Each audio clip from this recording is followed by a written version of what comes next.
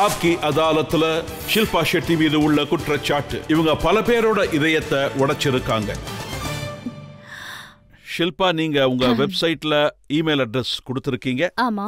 அப்ப ஆயிரக்கணக்கான மக்கள் உங்களுக்கு மெயில் அனுப்பினாங்க, என்ன கல்யாணம் பண்ணிக்கங்க அப்படின்னு. நான் இமெயில் ஐடியா மாத்திட்டேன்.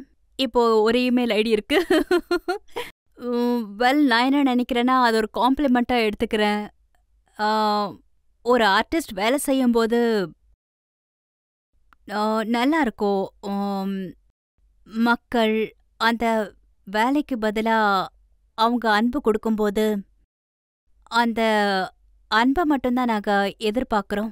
ஆனா இப்ப நீங்க கல்யாணம் பண்ணிக்கணும் அப்படின்னு முடிவு பண்ணதுக்கு அப்புறம் அந்த ஆயிரக்கணக்கான பேரோட இதயங்கள் உடைஞ்சு போயிருக்கே, அதுக்கு என்ன சொல்ல போறீங்க?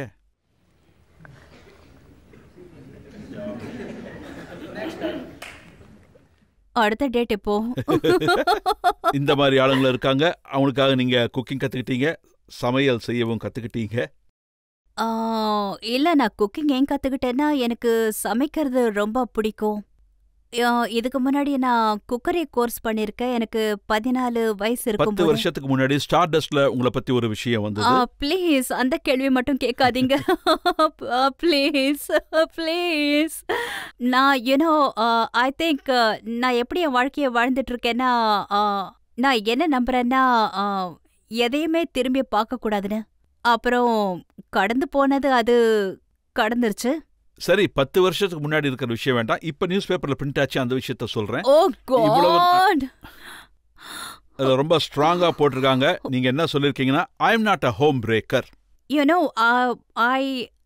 It sounds like I am on the defence. அப்புறம் இது எனக்கு எக்ஸ்பிளனேஷன் கொடுக்குற மாதிரி இருக்கு. அப்புறம் இது பிரிட்டிஷ் மீடியா ஆப்வியஸ்லி ஒரு ஆர்டிக்கலை பிரிண்ட் பண்ணாங்க. அப்புறம் அங்கிருந்து எடுத்து இதை இந்தியன் மீடியா பிரிண்ட் பண்ணியிருக்காங்க. அப்புறம் முன்னும் பின்னும் எதுவுமே எழுதல, இந்த கோட் மட்டும் தான். நான் உங்களை நேரடியாவே கேட்கறேன். கேளுங்க, நீங்க கேப்பீங்கன்னு எனக்கு தெரியும். கேளுங்க, பரவாயில்ல. நீங்க ராஜ் குந்த்ராவை கல்யாணம் பண்ணிக்க போறீங்க. அவங்க ஒய்ஃபோட அலிகேஷன் இதுதான். X wife. ஆமா, அவங்க அலிகேஷன், அவங்க குற்றச்சாட்டு இதுதான். நீங்க உங்க வீட்டை அமைச்சுக்கிறதுக்காக அவங்க வீட்டை உடைச்சிட்டீங்கன்னு. சார், அது நான் சில விஷயங்களை பத்தி பேச விரும்பல. ஆனா இந்த ஆர்டிக்கல் வந்ததுனால நான் என்ன நினைக்கிறேன்னா, இது ஒரு நல்ல பிளாட்ஃபார்ம், இங்க கிளியர் பண்ண முடியும்னு. இது இதனாலதான் எழுதியிருக்காங்க. ஏன்னா கவிதா ராஜோட எக்ஸ் ஒய்ஃப், அவங்க ஒரு வருஷத்துக்கு முன்னாடி அவங்க சொன்னாங்க என்னால அவங்களோட ஃபேமிலி பிரேக்கப் ஆச்சுன்னு. அப்புறம் இப்போ அவங்க ஒரு லெட்டர் எழுதி கொடுத்துருக்காங்க. அதுல அவங்க என்ன எழுதியிருக்காங்கன்னா, ஷில்பாவால எங்க ஃபேமிலி பிரேக்கப் ஆகல, எங்க ஃபேமிலி நாங்க விரும்பாததால தான் பிரேக் ஆச்சுன்னு. சோ அவங்க இந்த விளக்கத்தை கொடுத்துருக்காங்க. அவங்க இந்த விஷயத்த சொன்னது எனக்கு ரொம்ப நல்லா இருந்துச்சு.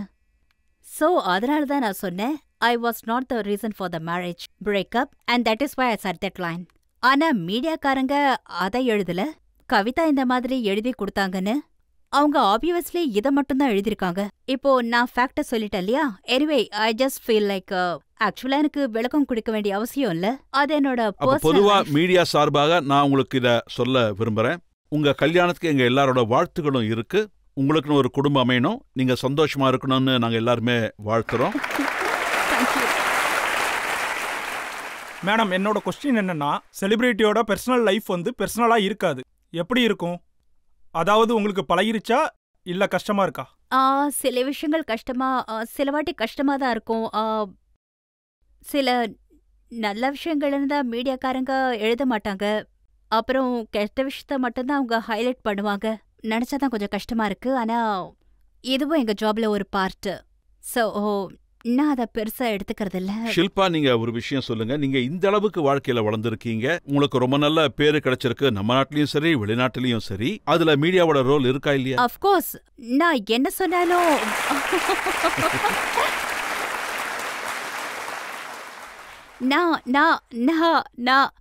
நான் ரொம்ப நன்றி கடன் பட்டிருக்கேன் மீடியாவுக்கு. இங்க மட்டும் இல்ல, பிரிட்டிஷ் மீடியாவுக்கும் தான். நமக்கு இத சொல்றது ரொம்ப ஈஸியான விஷயம். மீடியாக்காரங்க ரொம்ப கெட்டவங்க, இப்படி பண்றாங்க அப்படி பண்றாங்கன்னு. ஆனா நிறைய நல்ல விஷயங்கள் கூட மீடியாக்காரங்க பண்ணுவாங்க. ஆனா நிறைய என்கரேஜ் பண்ணிருக்காங்க, சப்போர்ட் பண்ணிருக்காங்க இந்த media. So I have to thank the media. So என்னால அவங்கள குறை மட்டும் சொல்ல முடியாது. Thank you very much.